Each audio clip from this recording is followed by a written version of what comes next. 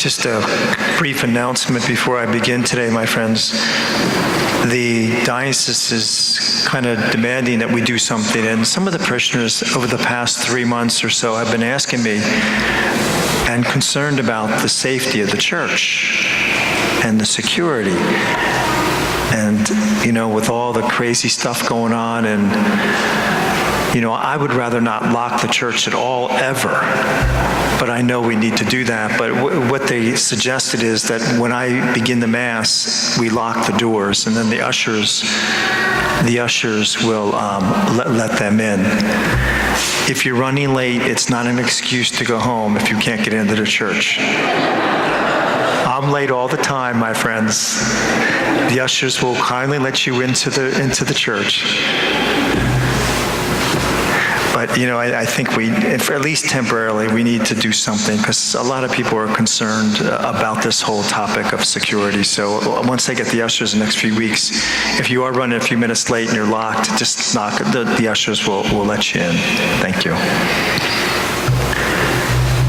Today and always during the second Sunday of Lent is the Feast of the Transfiguration. And it was interesting because I read an article about mountains, and it said to a geologist, mountains are evidence of volcanic and earthquake activity that reshapes the Earth's surface over thousands and thousands of years.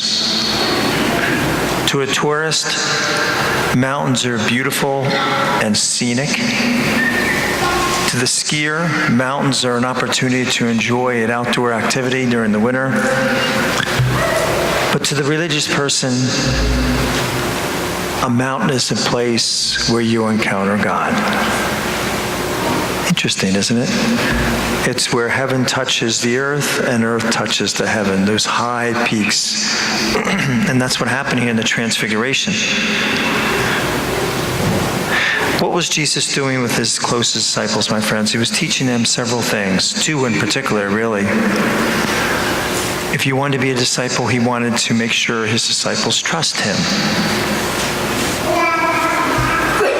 There was a pastor called Pastor Kip Giltz. He was from somewhere in Colorado, but he and his wife are big outdoorsmen, and they climbed Mount Wilson. I'm not familiar at all with Mount Wilson, but it's 14,000 feet, and they said it's above the timberline. Excuse me. So there's no trees at a certain point, the last 2,500 or so, whatever that line is. But that means they're completely exposed. So they got to the top of this, and then they and their wife had this wonderful lunch, and then a thunderstorm came in. And they had all sorts of gear with them, all like the metal backpacks, and they had ice picks, and just different metal stuff that would be a pure lightning rod for the thunderstorm. And they said he was never so scared in his life, he and his wife. But he said, here I've been a pastor for years, and I've encountered the question. He said, I just heard this voice inside me say, do you trust me? Do you trust me? And it's a good thing for us to ask too, right? Do we trust God? Because that's what he's teaching his disciples. We have our own situation, what we think should be. We want to control certain areas. And that's what the pastor was saying. There's a point in our life where we realize we don't have much control, do we? And all you have to do is get hit with a sickness or a sudden tragedy, my friends, and we know we have no control. Do you trust me?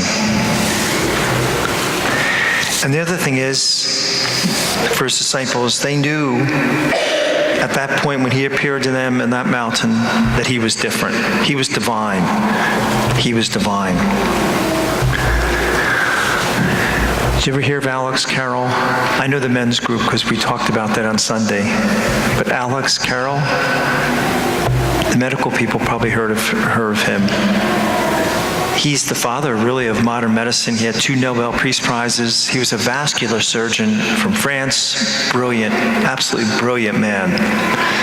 and really did some incredible work with something with blood vessels, and he really originated the whole idea of transplants because of how he did blood vessels. He was raised with a devout Catholic family, and then when he got to college, he completely walked away from his faith. And he really almost made it his mission to really produce any evidence against God. He was a true atheist in every sense of the word. And then one of his colleagues convinced him to go to Lourdes. And so on the train to Lourdes, and it's a beautiful story if you want to Google it, it's Mademoiselle Bailey is the name of it's Bailey.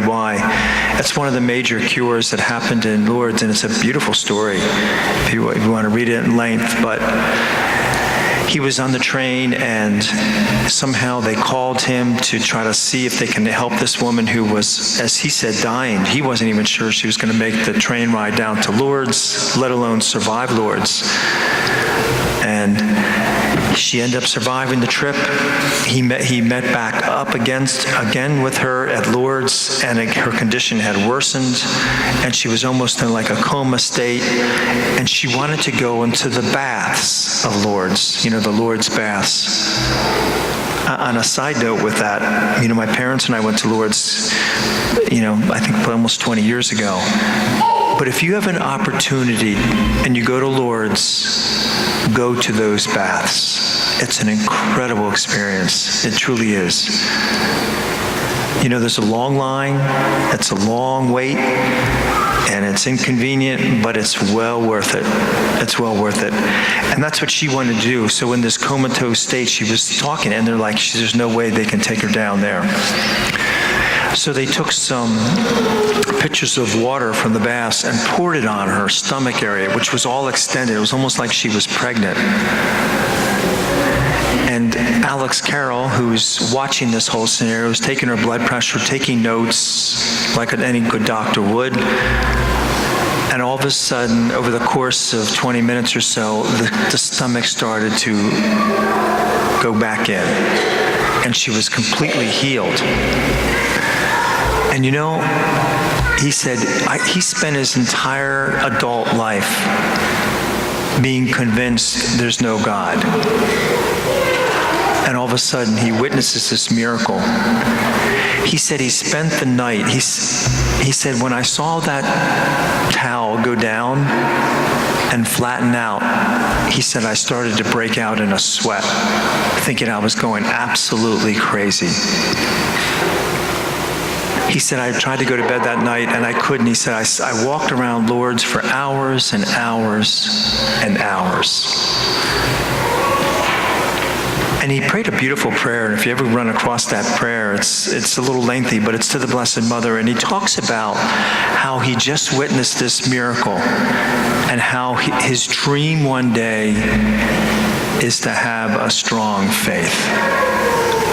He said he witnessed this miracle and he still can't believe. He went back to Lourdes a few years later and actually saw another miracle, a young boy that was actually healed of blindness.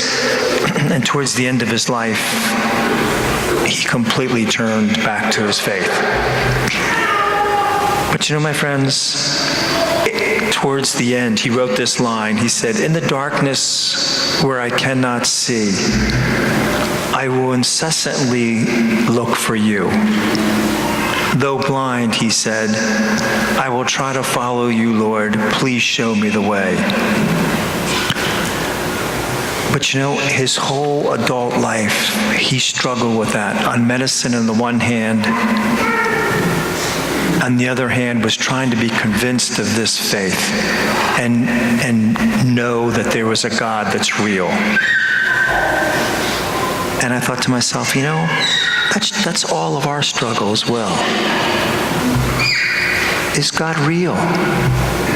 Before we can even trust him, we have to answer that question, don't we? Is he real? And that's what Alex Carroll struggled his whole adult life. Is he real?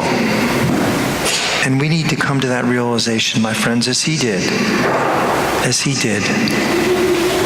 So this week, my friends, as we journey through the second Sunday of Lent, may we pray that our God will become real and that we may place our hope and trust in him. God bless you.